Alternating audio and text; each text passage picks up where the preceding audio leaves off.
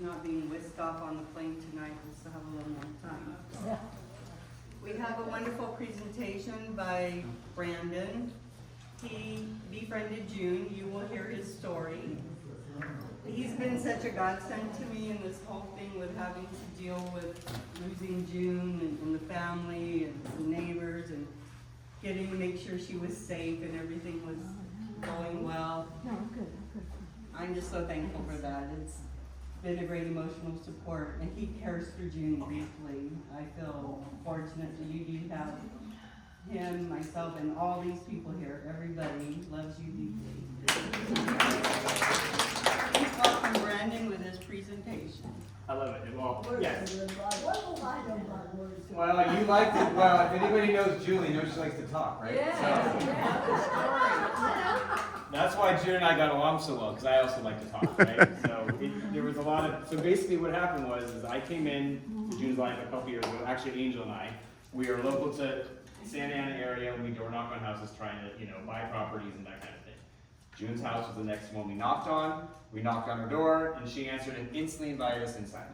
Come on in, guys. It's like, hey, you don't know us. Let's get to know each other first, So then we came back and we noticed you'll hear the story, but yeah, through the last couple of years, I've been keeping an eye out for June, and we, through Brenda and the support of it, it's honestly changed my life, meeting June, in the sense of like how I even value aging, if you will, right? And the importance of stories and storytelling. And the wiser you are, we talked about this, she's not old, she's wise, right? She's got a lot of years under her, and she knows a lot of things, and she's lived a lot of life. And so I got really intrigued by her stories, and she just kept sharing them.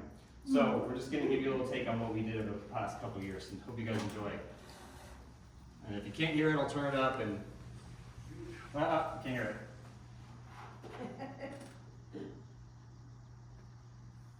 Make sure I got all the noises. You lip reading. It'll get loud, I think, as I talk about it.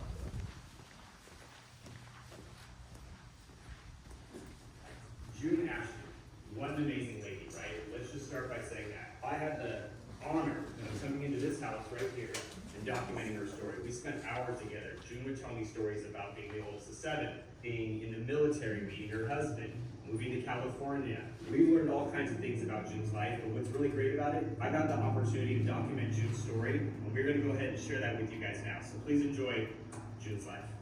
A handsome man, I was hoping I Where are we met? No. So I am in real estate, and I came and I knocked on your door. Oh, yes. And I was with my business partner, and we came and knocked on your door, and we just started talking. I noticed the banner on the glass window that said, "Happy 100th birthday." Oh. I asked you, I said, "How old are you?" You told me, and then we just started talking. When I come over here, I wanted to ask, like, what do you do to keep your mind so active? Do you do projects, like art projects or anything? I'm not good at art. No? Never did art? No. What about, were you into fashion? I never, when I went to school, I only did what they made me do. I did nothing extra. Like to cook, right? No, I hate to cook. I was the oldest of 7 children. My mother had me up with that stove cooking before I could hardly reach top. Yeah. And I joined the army when I was 21. He had me 21. My mother was going to start me. Okay. So no, I'm going into the army. So anyhow, when I was 21, I joined the army. And you were a sergeant. And this was, she just brought you in and said that. Do you think that you having to do things at such a young age made you get that job sooner? I certainly did everything they wanted me to do, and I would see things that needed done, but they didn't have to tell me, I just did them. Because I was oldest of 7 at home. That's what I did at home. So I worked hard to be that sergeant, and I was glad to serve in the army, to help my country. I really did, I'm helping my country. Look at the wonderful country we're living in. God, I never saw it that I joined the army. I think that's one of the important things that I did in my life, was joining the army. Because I enjoyed being there, seeing how the country was run, and there's a lot of things you don't know because you just go day by day. But when you get right involved in it, you see different things. And I always pat myself in the back that I joined the army. And your husband's name again is? Norman, okay, Norman and June. Yes. And so, do you remember the year you got married? What year it was? After 1945 or 1946 or something around then? Wow. And then, No, I couldn't get pregnant. We wanted children, but I didn't know I couldn't get pregnant because when I was 12, I had ruptured appendix, gangrene, and peritonitis. I had it all. oh wow. They didn't expect me to live. Oh boy, what a appendicitis. I'm gonna live. Yeah, you fought. You're tough. They told me that my insides were so turned around because the appendix ruptured. You were 12 when that happened? Yes. But anyhow, being homeless and having kids, I have raised those children, so it wasn't a 100% disappointment. I'm glad I married him. And he was the only fellow I married. A lot of people said, aren't you going to get married? Because I was still fairly young. And I said, no, I love Norman and I'll never be able to get anybody as nice as he was. And he didn't drink or smoke too much, but I would marry a man that drank or smoked. Not ever. They always wondered why. If I said I'm going to do something, I always said it where other people would say it and then they wouldn't do it, There you go, June. Tell a story about you. Yeah, I mean, I have way more footage. But, you condense those stories into, the main points that she kept reiterating in her life, and those were the really important ones that I think she would hit home. I think you could agree, right, Brenda? Yes, definitely. Oldest of 7, the being 12 and, going through all that health issues, and then Norman, of course, and then, obviously being a sergeant in World War II. So I just want to say thank you for allowing me in your home and trusting that I'm not there to do something strange. I just want to be your friend, and that worked out pretty good. Always welcome. Thank you, June.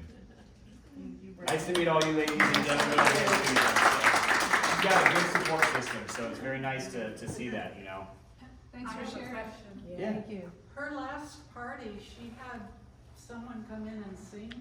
I didn't sing, but I came to the party. Yeah, well, did we get that today? There's a group The that's quartet, on yeah. the video on the board there. It didn't want to pull the video itself where they're singing, but the group that sang is on that picture. Were you at the party that day? I was No, there. I think I was there. You were there? Oh, sure. So I came late with the flowers and I missed the quartet, but I saw the end of, you guys were all still celebrating her, so yeah, 102. Yeah. September, okay, how old are you? Let Okay, you know in what year were you born? As a month of September, What year? 1944. 1922. 44 is when you went to the army, pretty much. 43. Oh, I went around with her. Well, just count back. Yeah, she said, just go backwards from there. I had a lot of funny ones. Has anybody visited June personally at her house? Yes. Okay. Have you spent more than like a half hour there? Has the phone rang more than like 6 times? Okay, so every time in this videos that I've done, she's wearing different clothes, so obviously came different times, but every time the phone would ring at least like. And she'd answer it. And she'd answer it 90% of the time, and then I would answer it, and then they would just be quiet. So I would say, when they have a guy answer the voice, they get a little concerned because they're trying to sell something or take something from you usually. So, but she never knows if it's going to be Brenda or